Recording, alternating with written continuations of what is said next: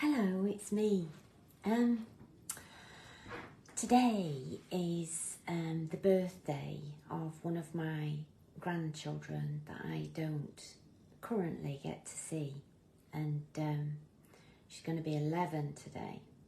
And the last time we were together was when she was 4, and I've got a video of her and I singing when Stephen and I lived in a motorhome, and we're singing Happy Wedding Anniversary, or we were trying to sing Happy Wedding Anniversary to her other grandparents because they were 40. So I reckon, no, maybe it wasn't her birthday that we were singing it on, but yeah, obviously the year.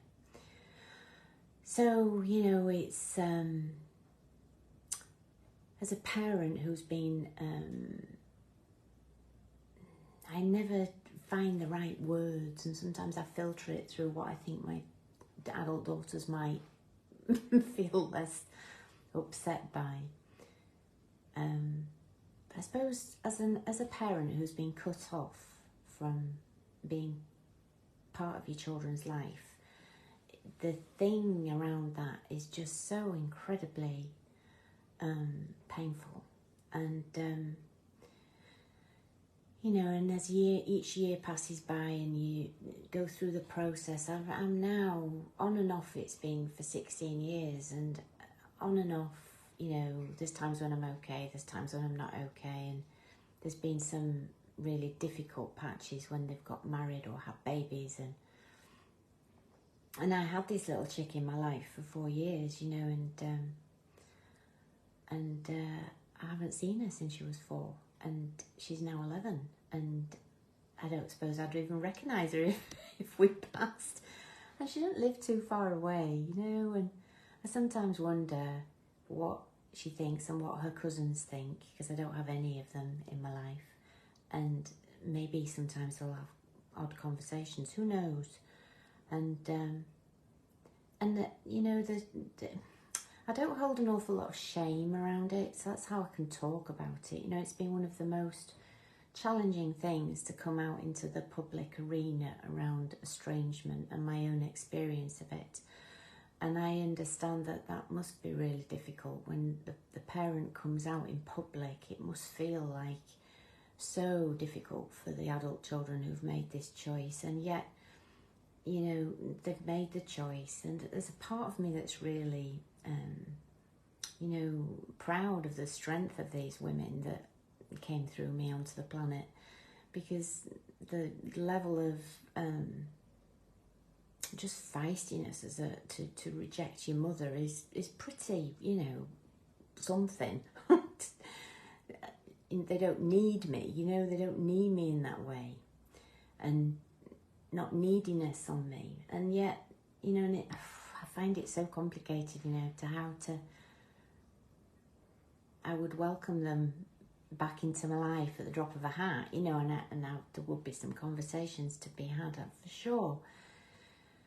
And so I sort of lived my life in this suspended grieving process that never gets finished, you know, and it probably won't. And maybe, I don't know, maybe in years to come I might, if we do reconnect, can I let go of all the missed moments, you know, that I haven't shared in their lives and my grandchildren's life, you know, and I like to think that I can, you know, I'm not holding that now, so maybe in the future. It's such an ongoing process. It doesn't end, it's always there. It's like having some sort of long-term condition, which it is, isn't it? It's a long-term condition. And there's so many of us. There's absolutely so many of us who, for whatever reasons, and I'm seeing a bit of a shift as well. This last sort of 5-6 years, the internet has exploded with this no contact and narcissistic mothers and just all this information around how you don't need your parents in your life. And maybe it's my imaginings, and I don't know if it's, you know, sometimes I think it's part of the bigger plan, you know, that if you're into that sort of thing, that there's this world population agenda, maybe it's part of that plan. who knows? But what I do know is that it is survivable. I am living proof that you can get through estrangement, being rejected, abandoned, whatever permutation you want to put on that, and the huge loss of not having your children and your grandchildren in your life through their not liking you. It is survivable. It takes work, it takes courage, it takes support from other people, which is why the group that I hold is really useful, because we can all pile into there and talk about the challenges that we have, mainly around the grief and the loss, and how to move through the process of the feelings that, you know, a lot of us need. I needed medication for a long time. It's something, I think, when I first started to share it, other mothers would like back off in horror, you know, because you would filter it through your own, God, how do you do that? How do you do without your kids in your life? And, you know, and it's just massive, you know. So there's a lot of telling other people that you've got this loss, that people don't see it as a bereavement. A lot of people just say, well, have a conversation. No, it isn't so easy, you know. Many of us do. We try to have conversations to get more anger thrown at us, you know, and then we get angry, and, you know, it's just a nightmare at times. And then others of us just like hole up and disappear and sort of opt out of life because it's affected us to such a degree that we don't participate anymore. And then many of us have huge anger around it. You know, we blame our children, we hold them responsible for the pain in our life, etc., etc. You know, and that's another route that some people take. But for whatever reason, you know, my heart stayed open, and I'll be forever grateful for that.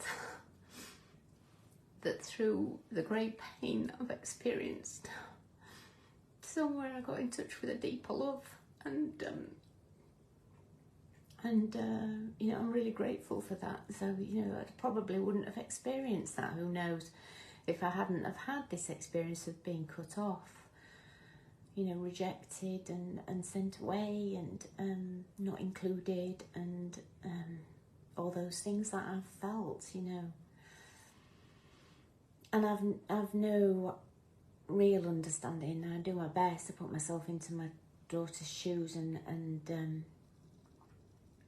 you know, and there's a part of me that knows that the work that I do, or thinks, I'm not sure that I know that, I think that the work that I do around adult-child estrangement and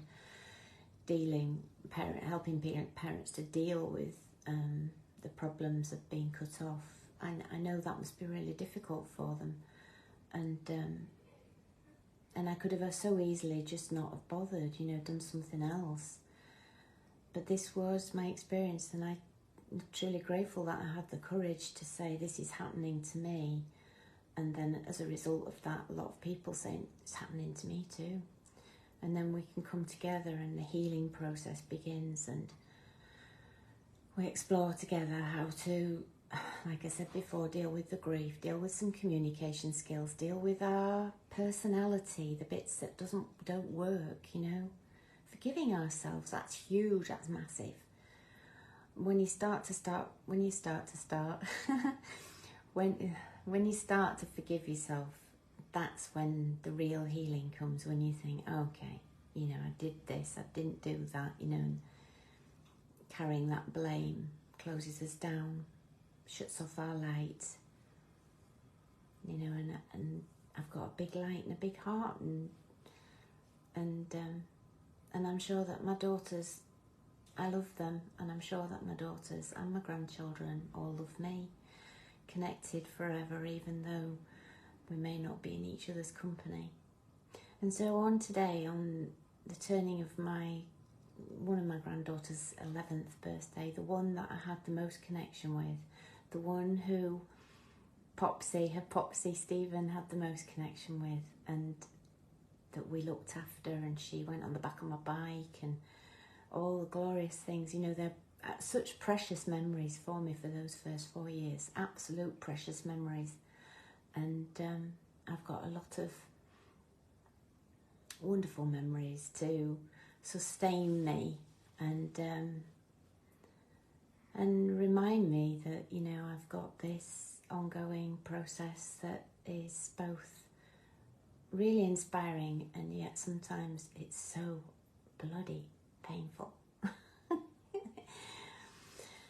So thank you for listening. This is my one of my live a day challenges. I came on a lot yesterday, so today's just this one. So, and I think I'm going to upload this onto my YouTube so you can catch it there.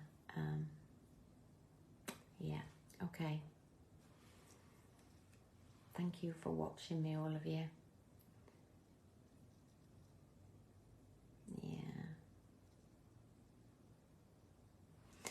Yeah, bless us all. Hey, these parents who are navigating this journey, this particular journey. Okay, lots of love. Bye.